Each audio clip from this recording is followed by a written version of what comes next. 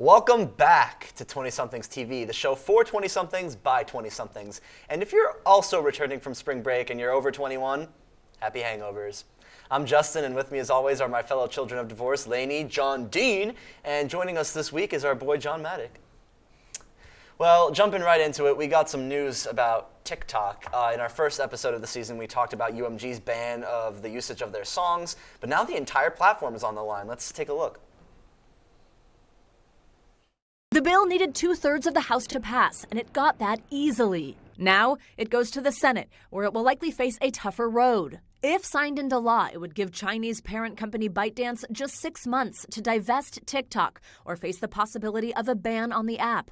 The legislation prompted by national security concerns, including fears the Chinese government could access Americans' personal data and feed them content that would influence their views. Well, shoot. Sounds like a real humdinger. What do you guys think? I mean, that kind of sucks, and that's me being honest. I think that's a good take, Sean. Thank you, John. I'm not much of a TikTok user myself. I've never actually had the app on my phone or an account, so it doesn't affect me directly too much, but I could see how people could be upset about this. I mean, I have TikTok, and I do use it like a pretty good amount, but it's crazy because I do see like a lot of things. Like I have a lot of fashion on my TikTok, and because of that, like every other like, what do you call it, talk, you could say, basically has like an ad for fashion. I'm like, you're definitely like, there's some stuff going on there. I mean, it's an idea, but I don't know. I sort of feel that like that's the case with most apps though, because every app has an algorithm. Every app is going to tailor it to what you specifically enjoy. Mm-hmm.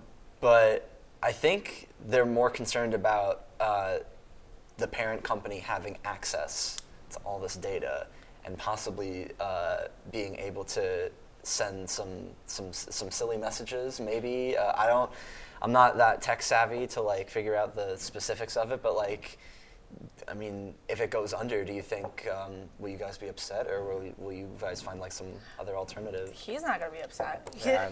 It doesn't even change anything for his swimming, life. you He's know? gonna keep going. One thing, and I'm not a fan of the fact that TikTok could probably be banned, but one thing, if we're looking on the positive, is that I would never have to see the TikTok shop again, or all those commercials where it's like, if your boyfriend really loves you, he'd get you a sweater, and it's the ugliest sweater known to man ever created. Like, someone cooked with like the opposite ingredients. They used the stove and it was off, and then they put it in the freezer. They did not make a lasagna that day. Is that cooking? They reverse cooked. It's spoiled. It is spoiled beef cabbage. Yeah. I mean, I think like I have definitely bought off of the TikTok shop. Listen, rich people are weird. I mean, just a couple of days ago, this Australian billionaire, Clive something, he wants to make another Titanic. He wants to make the Titanic 2. He wants to make it because it's ridiculous. So he wants to build it as a symbol as an anti-war symbol, because according to him, we all know how to make war, but it's a lot harder to make peace. So he wants this ship to exist as a symbol of peace.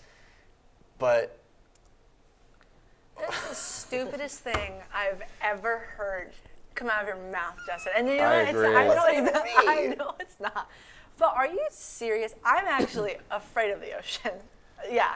I wasn't allowed to go in the ocean because my dad was like a commercial fisherman, so he's like seen some stuff. So Damn. Yeah, I know, right?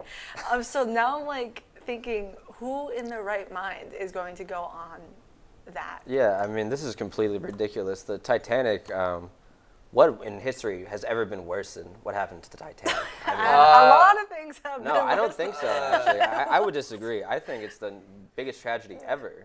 It's a bad idea to recreate the Titanic, I think, because It's insensitive. why? And in fact, I actually have a message for rich people of the world.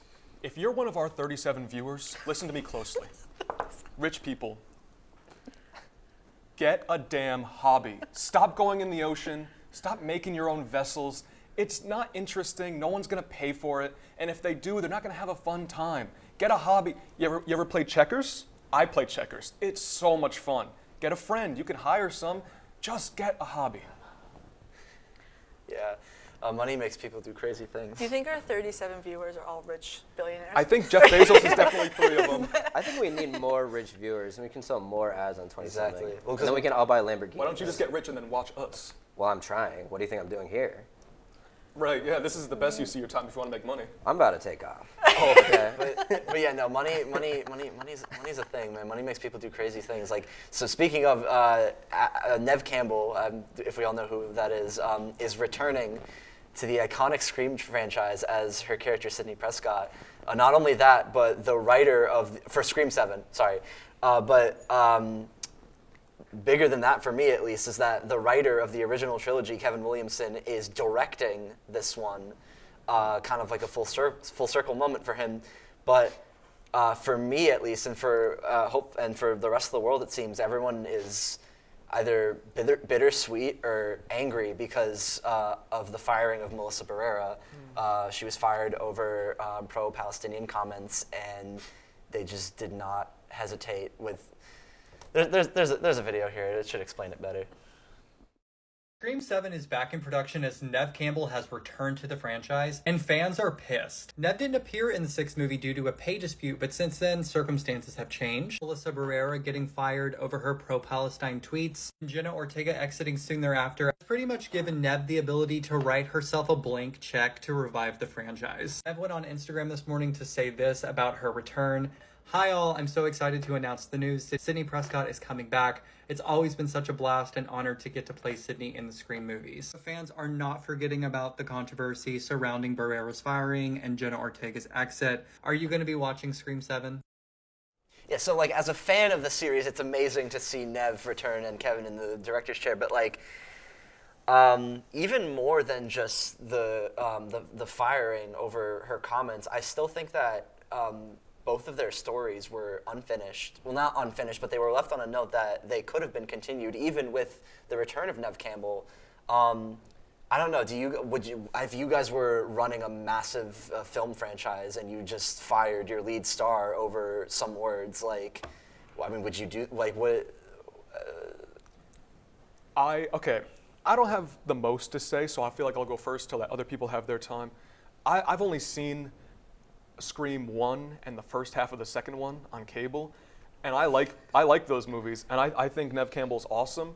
I'm glad that she's finally getting the compensation. I mean, she's been in this franchise for like 30 years. I think she should be getting paid.